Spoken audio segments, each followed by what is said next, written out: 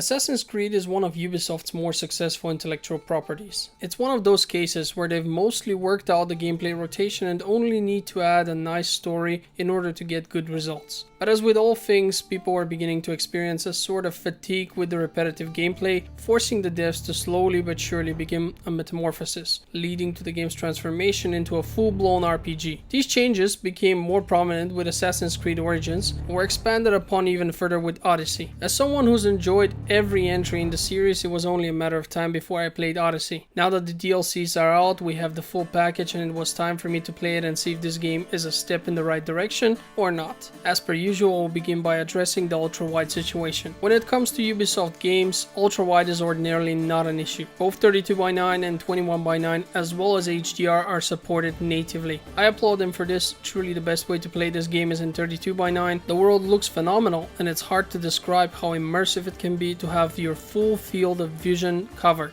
Both on land as well as at sea, it is an amazing experience. Naturally, 21:9 is great too, but with these things, bigger is better. Now that that's covered, it's time to take a closer look at the game's strengths and weaknesses. The game asks you to choose a character at the start. You can either be a female called Cassandra or a male called Alexios. As a man, I chose to be represented by a male avatar in this role-playing adventure, but I have to warn you that the female protagonist is canonically the one who the story is designed around. I will allow myself to share a very minor spoiler with you here. It's a minor simply because the game tells you this very early on, and it's foreshadowed, so I think it's really not a big deal. The story is designed in such a way that you play as one character and their sibling gets to be the main antagonist. I have to admit that, all in all, they did a good job at balancing the story so that you can play with any of them. For the most part, it really doesn't matter which character you pick. The only times I felt that something is weird was when the game presented Alexios' sister as an insanely strong warrior who can pretty much mess up anyone by hardly trying. Her strength wasn't the main problem, it was the fact that she behaved as though she was a man. These aggression levels and the attempt at intimidation simply don't work when you have an attractive woman instead of a muscular man. Still, they did an overall good job with it, and I appreciate having the choice to play as a male if I want to. There is something negative I've noticed with all Ubisoft games as of late. They seem to have a similar system in place when it comes to exploration. If you've played the recent Far Cry, Ghost Recon or Division games, you will have probably noticed how you have markers all over the map which require you to go somewhere and fulfill some minor task, but it's always something around the loot as well, like loot this box, kill this guy in order to complete the location and have that ticked on the map.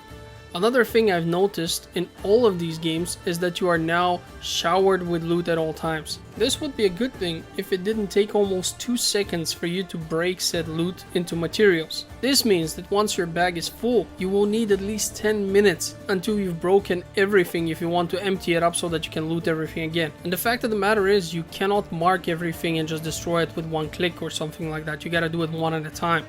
It's really tedious and actually annoyed me to such a degree that I started ignoring some of the loot for almost all of my final 20 hours of gameplay. On top of that, a full inventory means that your character is overburdened and thus slow, so you can't ignore it either. You have to destroy some of that stuff. And if you're like me, you're gonna play a very long time, and then at some point you're gonna just tell yourself, damn it all, and not pick up any loot, because at this point you don't really need it either way. The game also features a special setting called Exploration Mode. We've actually seen this in other Ubisoft titles, and you're even told in the beginning of the game that this mode is basically how they designed the game to be played as. What this mode actually does is, instead of simply giving you a quest marker, you actually get instructions by the NPCs on where your objective is. Clearly, they've invested heavily in this mode since all the NPCs can be questioned about details with regards to the objective and its location. And while I did not really enjoy this and switched almost immediately back to having a marker because the game already takes so long to play and you have to walk around so much, I still enjoyed having these conversations with the NPCs. We're talking hours of additional voice lines recorded. However, the truth is that this system is yet another way Ubisoft is slowing the player down in general. It would seem that all their games now use MMORPG tactics, which basically demands as much of your time as possible. These practices increase the chance the player will actually buy something from the online store since they're playing a game for many hours. That's also why you have tons of shovelware quests, and also why the experience you receive for these quests is severely crippled. And if you want to even out the odds, get ready to go and buy the 50% experience boost from the store for an additional $10 of course. Initially I saw that as a minor annoyance, but was quite irritated by the fact that the game gives you several quests early on, which can only be completed much later once your character's level is high enough. So the quest is constantly there and basically taunting you. It's yet another way they will try to tickle those $10 out of your wallet, hoping that your patience will fail you. The thing is, there are easy ways to get those 50% on top without having to spend a single cent. All you need to do is download an application called Cheat Engine and modify a few values or get a predefined table for the game. There is no shame in cheating in a single player game, especially if all you do is get those 50% experience, which the developers hid behind a paywall. That's how I did it at least. There's another issue I need to address here. As you level up, you can get your skill points, which then you invest into skills. Makes sense. These skills can get better as you add more points into them. The problem with this system is that the higher level upgrades are actually locked and you can only make them available by advancing the story. In other words, if you are like me and want to dive into this gigantic sandbox world without doing the story first, you will not be able to unlock most good skill upgrades as you progress. And those upgrades really make a huge difference. So if you want to explore and just do side quests, yeah, you can do that. I did it. But you're gonna be substantially weaker and you will just be hoarding these skill points for the moment when you can use them. Still, the game's world practically begs that you explore it from the start. Get all the side quests you can find and level up. The beauty of the landscapes paired with the awesome culture of ancient Greece was something I could not resist at all. By exploring this beautiful world, you also are receiving a substantial advantage, since with each synchronization point you unlock, which is also a fast travel point, you actually boost your eagle's scanning abilities, which is very useful since it will scan things much faster. Not to mention that being able to just teleport all over the place is just priceless, especially because the game's quest will often tell you to go somewhere really far away, and having that transportation option is just absolutely awesome. Especially when you think about the many tiny islands that are such a pain to travel to if you haven't unlocked their fast travel points yet. You're gonna have to summon your ship, get on the ship, travel with the ship, probably get attacked by somebody, reach, unlock. All of this is skipped if you do this before, and then once you get to that story part or whichever mission is gonna make you walk around, you can simply click once, teleport over there and continue with the mission rather than be distracted for half an hour and just think to yourself, I just wanna do it, let me do the mission. Not only do I find the naval part of the game boring at this point, but it's also slow, and that probably is the biggest problem. For me, it was almost mandatory to get the points for fast travel before I start playing properly. And I actually did that. I unlocked the whole map, everything was uncovered, every point unlocked. Now I could scan enemies from much farther away, much faster, and I could teleport. While this was a form of self-imposed grinding, the game is not innocent of this as well. Especially during the Atlantis DLC, but also within the rest of the content, you will often be tasked with doing repetitive tasks such as clearing forts and finding information before you're allowed to progress. This takes hours to do and is yet another way the game wastes your time. So even when you don't tell yourself that you want to grind for some reason, and when you're not doing it just for the levels, the game will actually lock a quest behind some kind of a grindy activity that you need to do for a while until you reach a certain stat level, and then you can continue. Playing through everything, including the DLCs, took me a little over 100 hours, which is way too much for an Assassin's Creed game. This is mostly achieved by creating a slow, and I mean really slow, leveling system and huge distances due to the size of the map. And keep in mind that I had actually boosted my experience with these 50% that I spoke of earlier, so if you're playing without paying any money and without using Cheat Engine like I did, you're gonna be earning 50% less experience and your leveling is going to be slower than it was for me. So if you're a completionist, this might actually take much longer for you.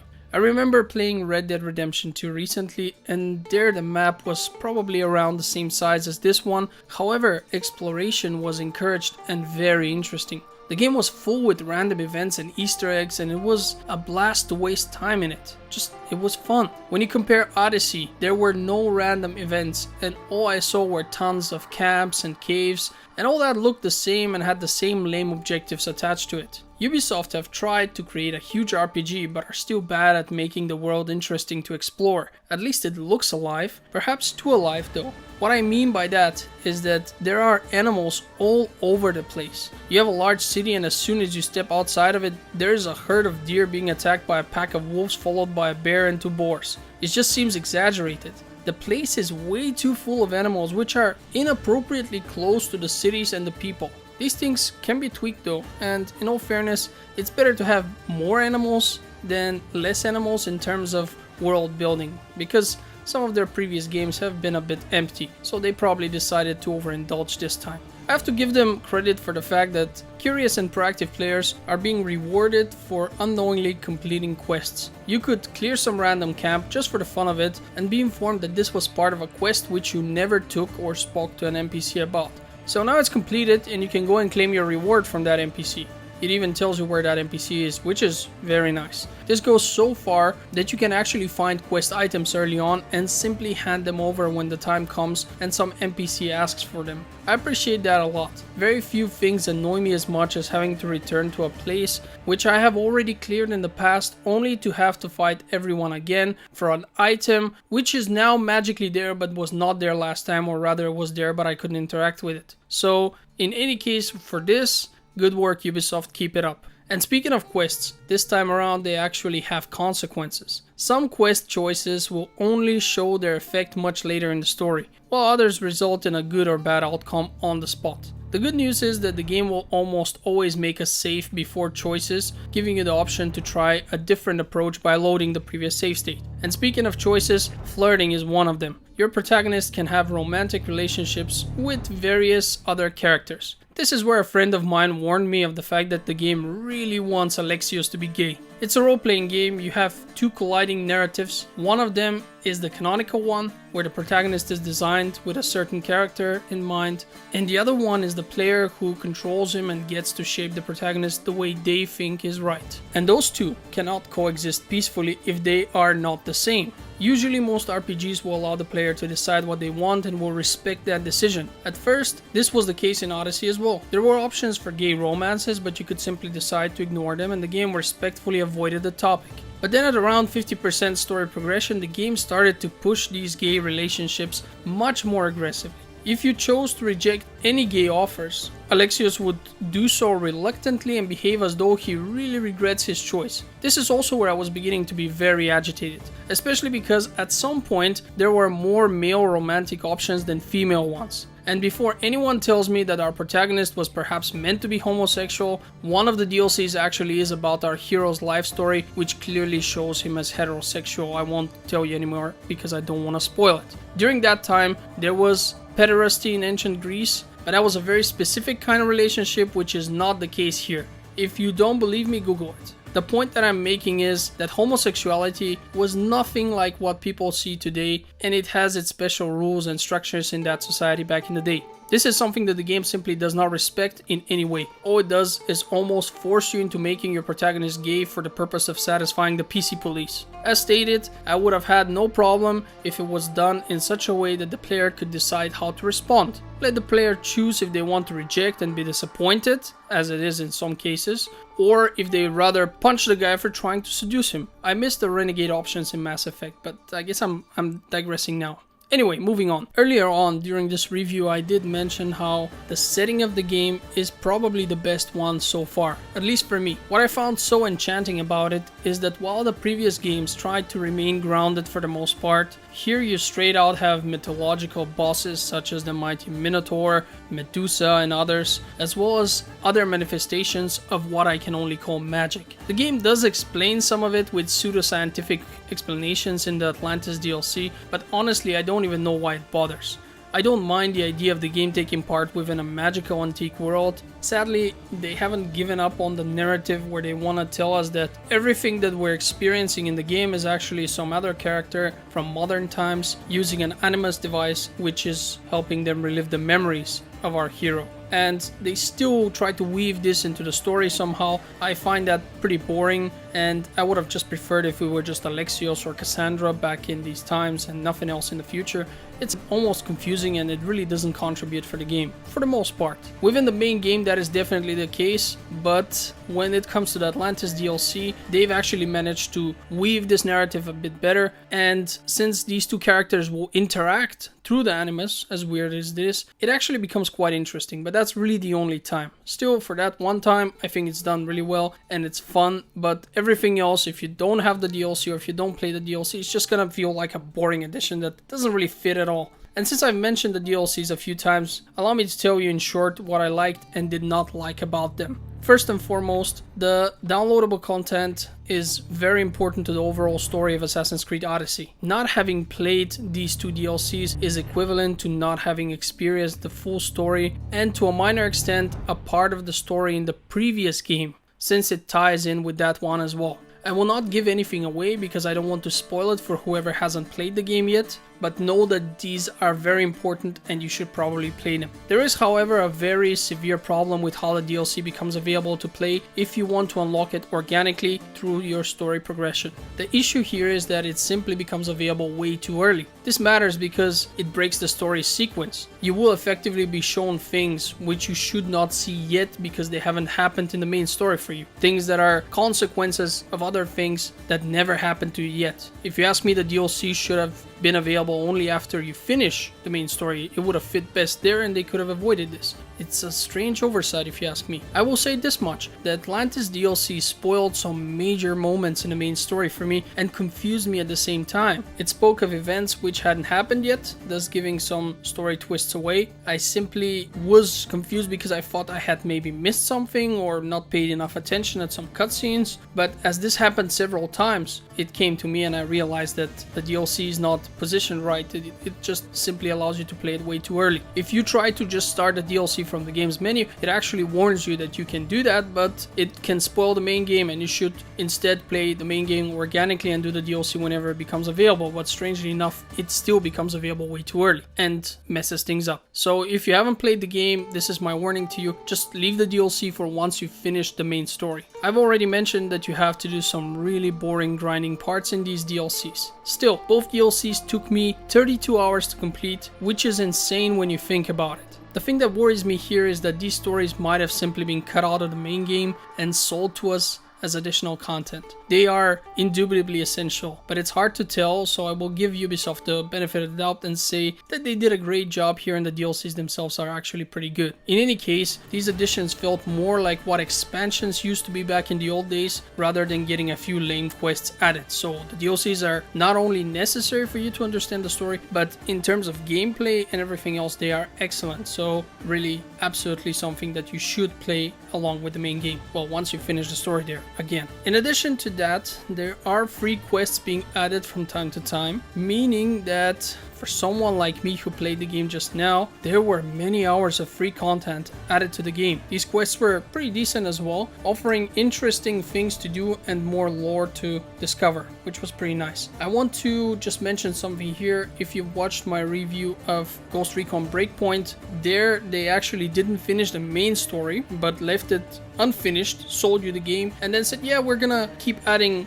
different quests to it, and you know, the main story is gonna be finished at some point, sort of like that. And I was very angry about that. That was just nonsense. Luckily here they've done it better. They give you a full game, they give you DLC, and then they give you some stuff for free on top. That is good stuff. Keep doing that, Ubisoft. Good work with that one. Then there is a new game plus mode, which allows you to continue progressing after you have beaten the game, but after 100 hours, I was not interested anymore. To be honest, the late game was something that kind of started to bore me. The main story was unfortunately not very good, and that is unusual because Assassin's Creed games tend to have a decent story. This one felt subpar to me and was not enough to keep me motivated, so that at some point it felt more like a grind to the finish line, to be honest. Something that I want to mention before I continue is that Ubisoft have added a type of virtual tour of the antique in which you walk around and receive detailed information about historic buildings, people and their lifestyles. It's a lot like a virtual museum and it is absolutely awesome. I found it very enjoyable and would love to see more of it. In the future it would be nice if they made it automated though, so you don't have to actually run around but can simply sit back and watch explanations, perhaps in the form of videos, or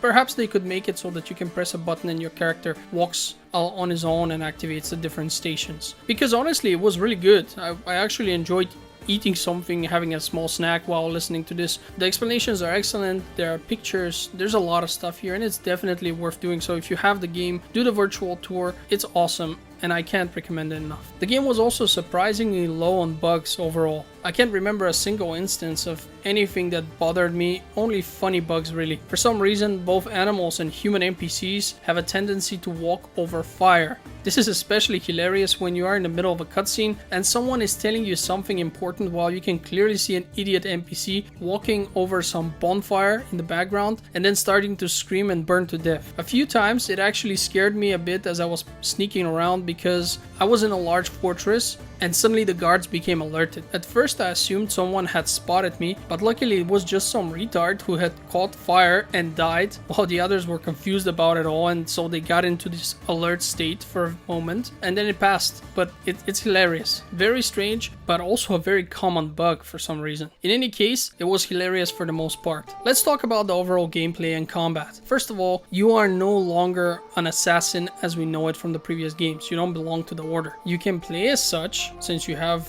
this skill tree that is called the assassin skill tree, but you can also level up your character to be more of a direct conflict fighter or a ranged specialist with a bow. Alexios is ultimately a mercenary and there are neither assassins nor Templars there, although there is a secret society and actually multiple ones that you have to exterminate. The ability to climb has been streamlined as well. It seems like almost any surface is climbable with very few exceptions. Even very smooth looking surfaces are no problem for our character, who is now essentially Spider-Man. At around level 25 you also become immune to any and all types of fall damage, which is actually very nice and helpful because as big as this world is, it's so much better to just be able to jump off a cliff. Since you're not part of the assassins, you won't have a hidden blade either, which is kind of sad because I always found it to be very cool and kind of a defining feature of the games. Your character can use various types of weapons and some of his skills will actually vary depending on that, giving the player a lot of control when it comes to the game's combat and a lot of depth of it. All of this is connected to your level, and at first there will be enemies whose level is simply too high for you to have any chance against. Once you hit level 99, the level difference between you and your enemies will always be only a few levels, making combat much more fair. And for the most part actually you can still meet